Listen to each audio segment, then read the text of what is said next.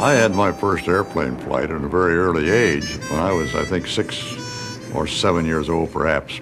My father, who was quite a fan of early aviation, took me out to where a barnstormer was flying an old Curtis Jenny biplane. The flyer's name was Ben Gregory, and we just barely got airborne, 7,500 feet perhaps, when the engine quit. Well, we headed down toward a barbed wire fence. It looked like a disaster was impending, but Ben Gregory managed somehow or other to lift that plane over the fence and into a field of corn stubble, and we were fine. I thought that was the flight. I was just as pleased as could be with it. You know, as youngsters in the 20s, my generation were all airplane happy. We built model airplanes. We followed the exploits of all the pioneers, Lindbergh and Earhart, Wiley, Post. And so when the space program came along, well, that was my story. This is Walter Cronkite reporting from the cabin of a C-131 over Wright-Patterson Air Force Base, Dayton, Ohio. This aircraft is executing a maneuver to make it and everyone in it temporarily weightless.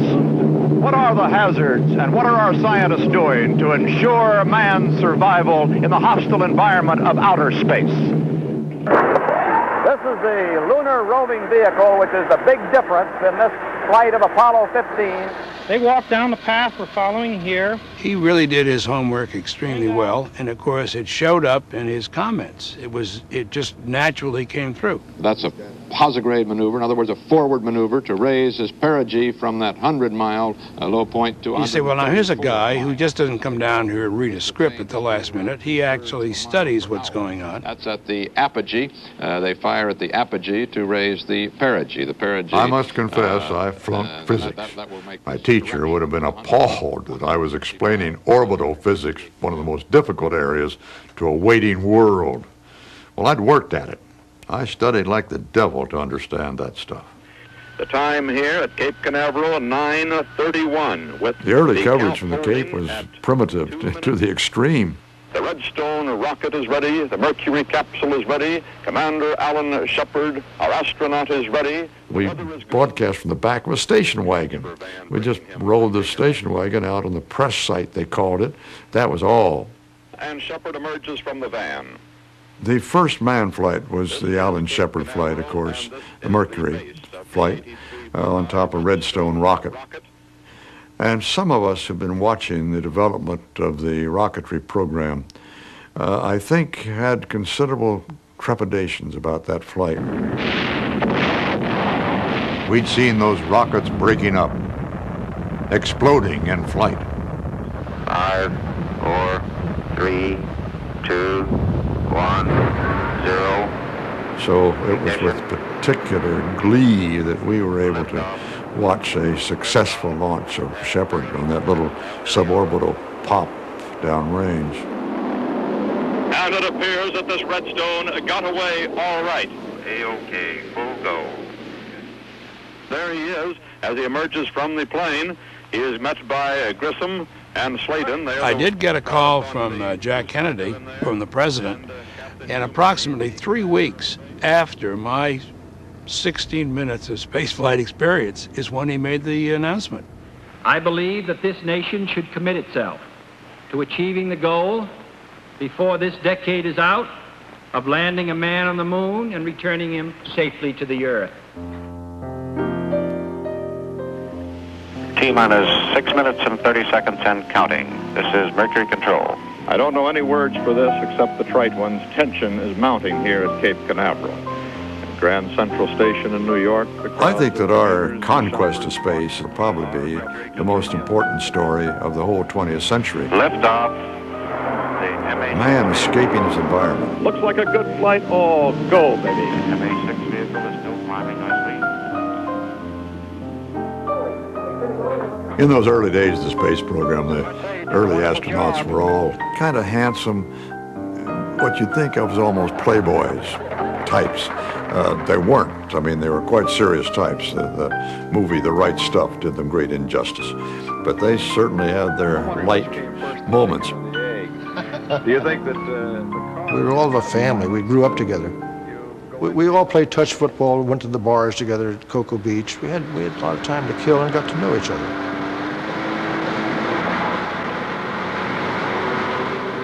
The trouble with a rocket is you can't tell its size when it sits alone out on the pad, but you can with models like these. All built By the time the Saturn launch came along, we were pretty used to pretty big rockets. But look at this baby, the Saturn V, 363 feet tall. But none of us were prepared for the Saturn, that huge beast of a thing. They'd built these quarters for us, the broadcast booths for each of the networks. We had a two-story place with a big glass 10, front. 9. Ignition sequence starts. This first unmanned 5, Saturn, 4, what a... We have ignition. All engines are running. Well, for heaven's sake, We have there was an liftoff. earthquake. The earth shook. My God, our building's shaking here. Our building's shaking. Oh, it's terrific. The building's shaking. We had tiles lying in tracks in the roof. The tracks all bent, and the acoustical tiles were falling all around us. This big glass window is shaking. We're holding it with our hands. I put my hand up to hold that window in place. Look at that rocket go into the clouds at 3,000 feet. It was only afterwards that the glass people came rushing and said, "Don't ever do that again. The glass is made to vibrate. If you stop the vibration, it'll break for sure." Good morning, and it's windy, quite gusty, and cloud covered here at Cape Kennedy. And there's quite a storm area building up to the north of here. There was one day that I took the occasion of a long period of commercials to take a rest stop. And they had erected at one end of the broadcast row there a toilet area. I went to there and used one of the booths. When I got ready to leave, the door had jammed. The lock had jammed on the door. And here I couldn't get out. With that door being tricky like that, I just barely got back on air in time. But I had our art department make up a sign, "Private, David Brinkley." And we went down and hung it on the door. I hoped that maybe he'd come and figure it was really for him and use it and get locked in. But I'd get rid of my opposition that way. That's it. Apollo 11, 1 hour and 16 minutes to the beginning of man's greatest adventure. The landing on the moon presented an interesting emotional challenge for me. I'd had just as much time to prepare for that landing as the space program did.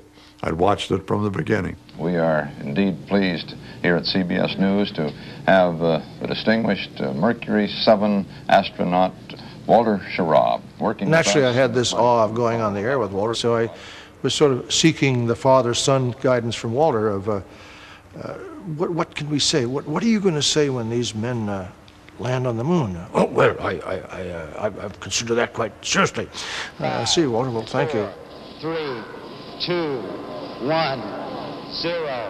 So we went on and had liftoff. Liftoff on Apollo 11. Oh, boy. And then subsequent to liftoff is a quiet time where they're in orbit getting ready to burn to go on their lunar trajectory. I said, Walter, this really perplexes me. Here's a world-class journalist, and you're still procrastinating on what you're going to say when these men are on the moon. I'll be with you, and I'd like to get a feel for it. Oh, I'll have something very good to say, Walter. No, don't worry about that. No problem at all. 30 seconds forward. And finally, we're approaching lunar landing, and we're off camera, and we're looking at each other, and I said, Walter, what are you going to say? Houston, Oh, jeez. Tranquility Base here. The Eagle has landed. Roger, Tranquility. We copy you on the ground. Oh, boy. Thank you. You're looking good here.